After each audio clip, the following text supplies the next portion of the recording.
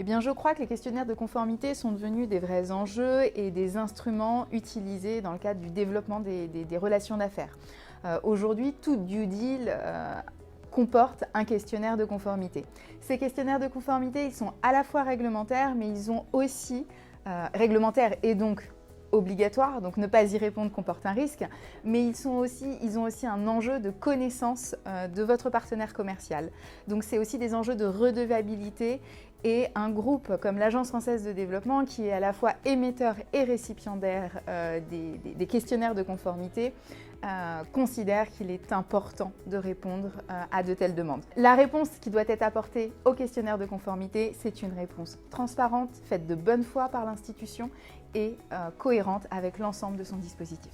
Alors Thierry Leluron, imitant Valéry Giscard d'Estaing, disait « c'est une bonne question ». Mais qu'est-ce qu'une bonne question? C'est une question qui appelle une bonne réponse. Ne pas répondre, ce n'est pas très grave dans la mesure où il n'y a pas de sanction. En revanche, évidemment, vous n'obtiendrez pas le contrat. Si vous ne répondez pas au questionnaire, la personne qui vous l'envoie ne voudra pas contracter avec vous. Parce que pour l'AFA, cela fait de vous quelqu'un qui est à risque. C'est un facteur de risque, évidemment supplémentaire, de refuser de répondre.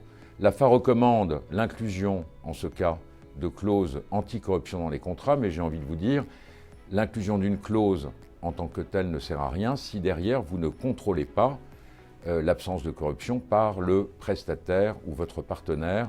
C'est la jurisprudence pétrole contre nourriture qui le dit.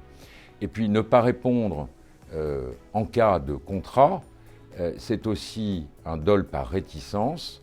Vous risquez une annulation pure et simple du contrat sans autre forme de procès, puisque votre réticence peut concerner des éléments sans lesquels la partie d'en face n'aurait pas contracté. Enfin, en cas de contrat, eh bien, on vous dira qu'on peut le rompre sans délai, puisque vous avez menti par omission sur des éléments fondamentaux de la relation contractuelle.